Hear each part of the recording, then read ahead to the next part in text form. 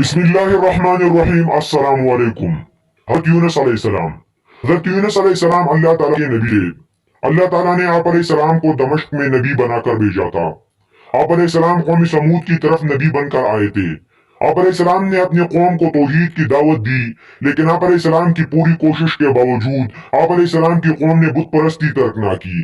آپ علیہ السلام تقریباً 40 سال تک اپنی قوم کو توحید کی دعوت دیتے رہے، لیکن قوم نے نہ صرف آپ علیہ السلام کا مذاق اڑایا اور آپ علیہ السلام کو جھوٹا کہا، بلکہ آپ علیہ السلام کو تکلیف پہنچانے سے بھی گریز نہ کیا۔ آپ علیہ السلام اپنے قوم کو یہی درس دیتے تھے کہ اللہ تعالیٰ ایک ہے، اللہ کے علاوہ کوئی دوسرا عبادت کے لائق نہیں، اور میں اللہ کا نبی ہوں۔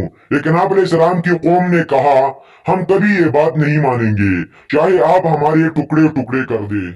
حضرت یونس علیہ السلام اپنی قوم کے اس جواب سے بہت زیادہ غمگین اور افسردہ ہوئے، لیکن اس کے باوجود آپ علیہ السلام نے تبلیغ اور ہدایت کا کام جاری رکھا۔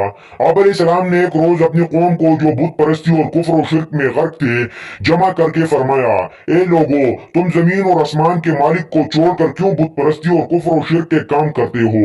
یہ تمہارے اپنے بنائے ہوئے بت ہے، جو تمہیں نہ فائدہ اور نہ نقصان پہنچا سکتے ہیں، اس لیے ان کو چھوڑ کر ایک اللہ کی عبادت اور بندگی کرو تاکہ اللہ کے عذاب سے بچ سکو۔ حضرت یونس علیہ السلام کی قوم نے نہ صرف آپ علیہ السلام کی بات ماننے سے انکار کیا، بلکہ آپ علیہ السلام کا مذاق اڑانے کے ساتھ ساتھ آپ علیہ السلام کو اذیت اور تکلیف دینے کا سلسلہ بھی شروع کر دیا۔ حضرت یونس علیہ السلام اپنی قوم کی ضد سے جب عاجز آ گئے اور ان کو قوم سے کسی قسم کی بلائی کی امید نہ رہی، تو آپ علیہ السلام نے اللہ تعالیٰ سے ان پر عذاب نازل کرنے کی دعا کی۔ اس دعا کے جواب میں صدا آئی کہ اے یونس، عذاب طلب کرنے میں جلد نہ کرو، جب وقت آئے گا تو ان پر عذاب نازل کر دیا جائے گا۔ اس بات پر حضرت یونس علیہ السلام کچھ خفا ہو کر اپنے شہر اور قوم کو چھوڑ کر چلے گئے۔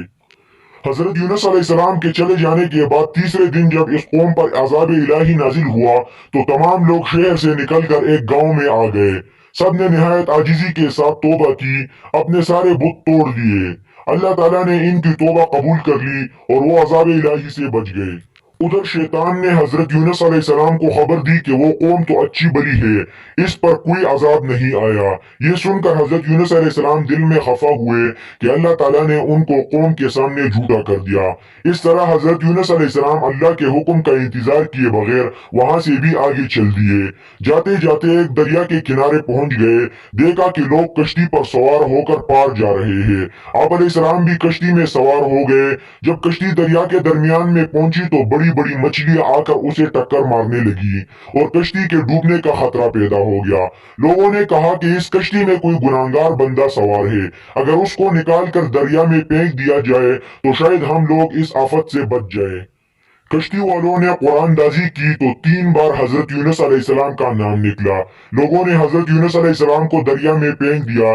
جیسے ہی آپ علیہ السلام کو دریا میں پھینکا تو ایک بڑی مچھلی نے خدا کے حکم سے فوراً آپ علیہ السلام کو نگل لیا۔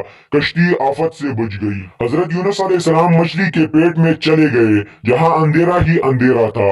حضرت یونس علیہ السلام نے اپنے قصور کی توبہ کی اور اللہ تعالیٰ سے معافی طلب کی۔ کہا جاتا ہے کہ آپ علیہ السلام 40 روز تک مچھلی کے پیٹ میں رہے اور ہر وقت توبہ کرتے اور معافی طلب کرتے رہے۔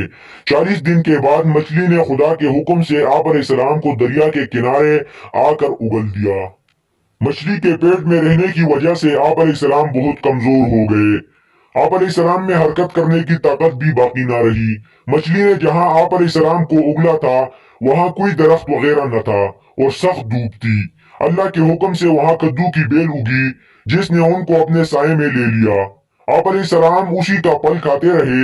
اس طرح کئی دن وہاں رہنے کے بعد آپ علیہ السلام کے جسم میں طاقت آئی۔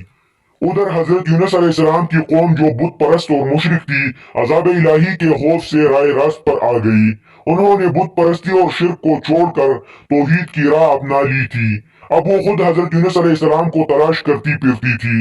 ادھر اللہ تعالیٰ نے حضرت یونس علیہ السلام کو دوبارہ اسی قوم کی طرف واپس جانے کا حکم دیا۔ حضرت یونس علیہ السلام جب قوم کی طرف واپس آئے تو قوم بڑی خوش ہوئی۔ شہر میں داخلے کے وقت قوم نے آپ علیہ السلام کا زبردست استقبال کیا۔ اس کے بعد آپ علیہ السلام کی قوم نے آپ علیہ السلام سے شریعت سیکھی اور اللہ کے احکامات کے مطابق زندگی بسر کرنے لگے۔ حضرت یونس علیہ السلام پھر 31 برس تک اپنی قوم میں زندہ رہے اور اپنی قوم کو ہدایت اور رہنمائی کرتے رہے۔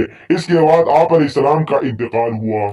حضرت یونس علیہ السلام چونکہ اللہ تعالیٰ کے حکم کے بغیر شہر سے چلے گئے تھے، اس لیے اللہ تعالیٰ نے انہیں ایک بہت بڑی آزمائش میں ڈال دیا تھا۔